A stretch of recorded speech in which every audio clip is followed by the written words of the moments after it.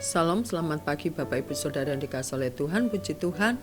Saya berharap tentunya kita semua dalam kondisi yang sehat walafiat. Puji Tuhan Bapak Ibu ya. Mari kita berdoa bersama-sama sebelum kita kembali belajar merenungkan firman Tuhan pada pagi hari ini. Mari.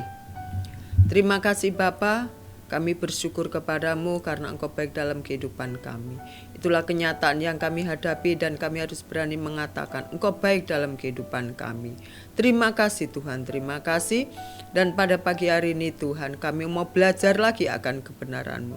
Kami mau lagi untuk Tuhan tegur, untuk Tuhan didik, dan untuk Tuhan ajar hidup kami. Supaya Tuhan Kau dapati kami ini boleh melakukan firman-Mu dan kami ini berjalan seturut dengan apa yang Tuhan kehendaki. Terima kasih Tuhan, dalam nama Tuhan Yesus, haleluya, amin. Puji Tuhan Bapak Ibu Saudara yang dikasihi oleh Tuhan, pada pagi hari ini kita belajar di dalam Injil Lukas. Injil Lukas yang ditulis oleh Dr. Lukas. Puji Tuhan, Injil Lukas 15. Ayat yang ke-11 sampai 32 dengan perikop di sini perumpamaan tentang anak yang hilang. Saya akan memberi judul yaitu anak sulung. Bapak Ibu Saudara yang dikasihi oleh Tuhan, kalau kita melihat di dalam pasal 15 semua mengatakan tentang perumpamaan-perumpamaan.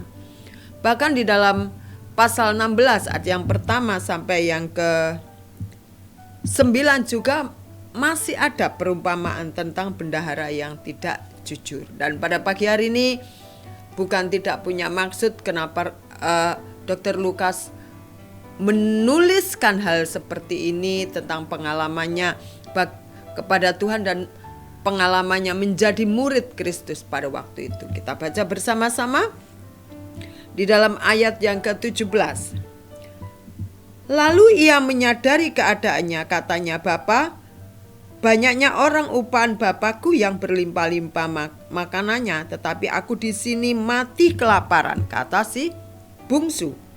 "Aku akan bangkit dan pergi kepada Bapakku dan berkata kepadanya, Bapa, aku telah berdosa terhadap surga dan terhadap Bapa, maka aku tidak layak lagi disebut anak Bapa. Jadikanlah aku sebagai salah seorang upahan Bapa."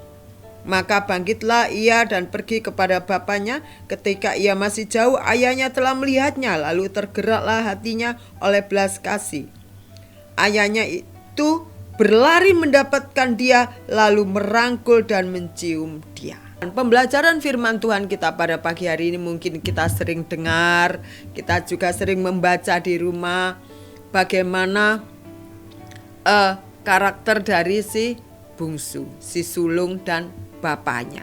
Ada 3 pribadi dan masing-masing mempunyai karakter yang berbeda.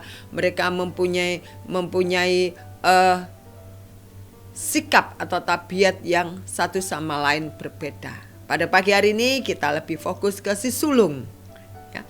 Kalau si bungsu kita tahu bagaimana kehidupannya awal mula, kejatuhannya dia, ya, sikapnya terhadap orang tua yang cepat-cepat ingin mendapatkan harta warisan dari sang bapa, meskipun sang bapa belum meninggal, dia ingin mendapat. Tetapi karena bapaknya adalah bapa yang baik terhadap putra-putrinya, diberikan.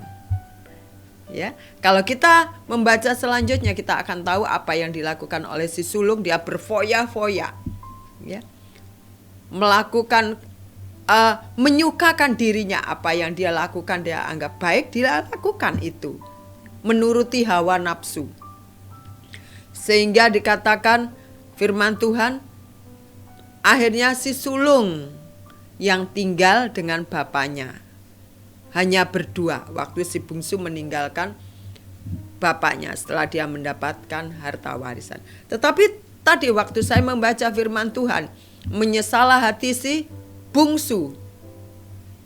Ada uang abang sayang, tidak ada uang teman melayang, tidak ada lagi yang peduli. Sampai dia pada titik yang terendah, tidak ada lagi makanan, hanya menjadi seorang pekerja di peternakan babi, dia makan dari ampas babi. Sampai di titik terendah, akhirnya si bungsu menyadari di rumah bapakku banyak pekerja. Tidak ada aku berkekurangan hidupku. Menyadari kesalahannya, menyadari kekeliruannya, maka dia bangkit. Ya. Dia mulai menyadari kesalahannya, dia datang kepadanya meminta maaf bahwa dia bersalah terhadap Bapa dan juga terhadap surga. Kita baca lagi ayat 24. Sebab anakku ini telah mati dan menjadi hidup kembali. Ia telah hilang dan didapat kembali. Maka mulailah mereka bersukaria. Ya, bapaknya mulai bersukacita. Anaknya diberi, si bungsu, baju baru, cincin. Ya. Karena dia dapati putranya ini datang kembali. Yang terhilang sudah datang kembali. Tetapi kita lihat ada satu pribadi yang mulai jealous. Ayat 28. Maka marahlah anak sulung itu dan ia tidak mau masuk.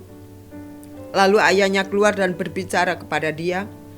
Tetapi ia menjawab ayahnya, katanya, telah bertahun-tahun aku melayani Bapa dan belum pernah aku melanggar perintah Bapa, tetapi kepadaku belum pernah Bapa memberikan seekor anak kambing untuk bersukacita dengan sahabat-sahabatku. Tetapi baru saja datang anak Bapa yang telah memboroskan harta kekayaan Bapa bersama-sama dengan pelacur-pelacur.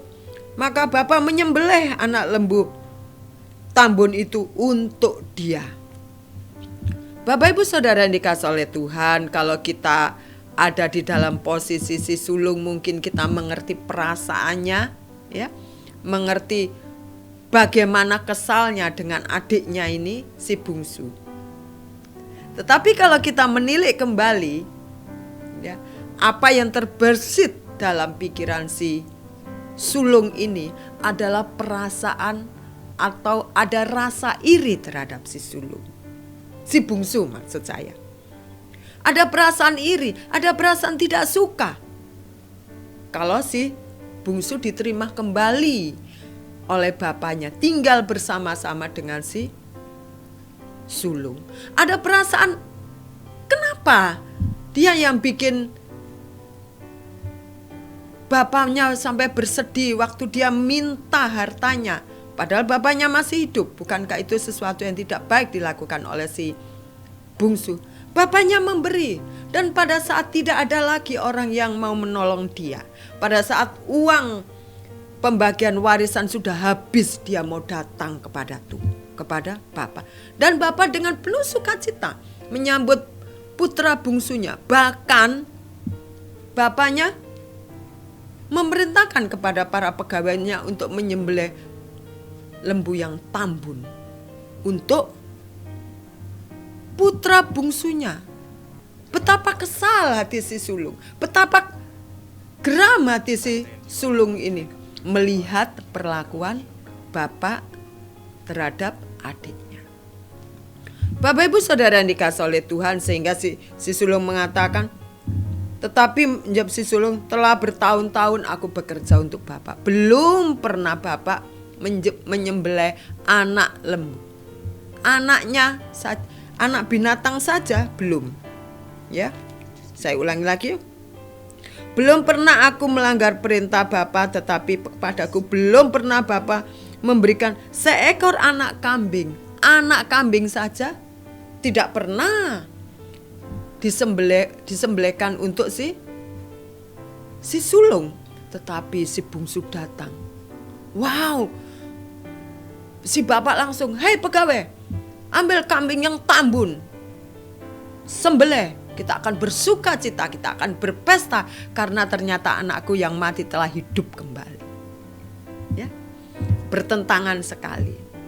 Bapak Ibu Saudara yang dikasihi oleh Tuhan, di dalam pelayanan kita di gereja, di dalam pelayanan kita, mungkin di pekerjaan kita, mungkin kita dapati hal serupa seperti si sulung ini. Rasa iri, rasa tidak suka, rasa kesal pada saat Tuhan belum jawab doaku. Kenapa ya aku? Kita mulai. Atau ada teman kita yang berhasil dalam pelayanan lebih baik lagi, lebih meningkat lagi. Dia mulai jealous. Kok dia bisa, aku enggak? Ya. Kok dia jadi begitu, aku tetap begini? Bapak Ibu Saudara yang dikasihi oleh Tuhan, pada pagi hari ini kita belajar dari anak yang terhilang ini. Yang dilakukan si sulung, mungkin si sulung anggap itu benar karena bapaknya tidak pernah memperlakukan hal yang istimewa terhadap si sulung. Tetapi bukankah bapaknya mengatakan, semua ini adalah milikmu, apa yang menjadi milikku adalah milikmu. Tetapi si sulung tidak pernah mempergunakan kesempatan yang baik itu.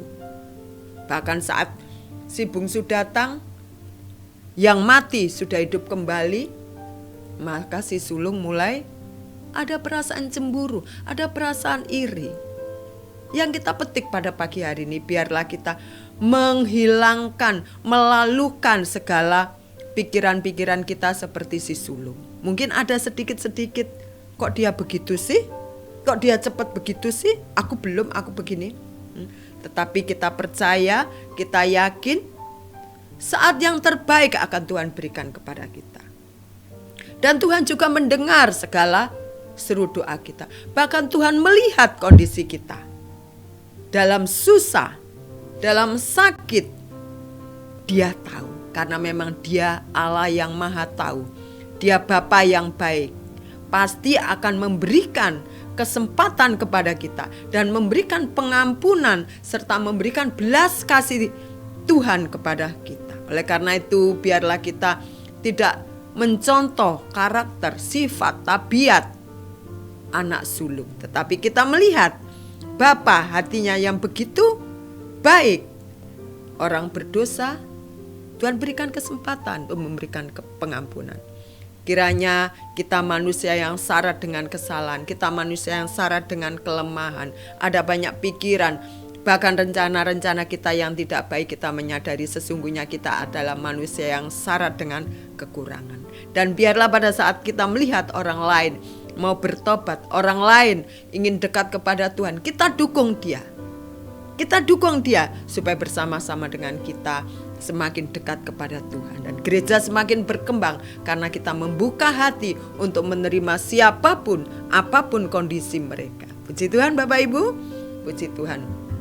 Biarlah pada pagi hari ini kita sungguh diberkati dan kita belajar mempunyai jiwa yang besar untuk dalam pekerjaan Tuhan, supaya pekerjaan Tuhan berkembang dan Tuhan saja dimuliakan. Puji Tuhan. Mari kita berdoa bersama-sama.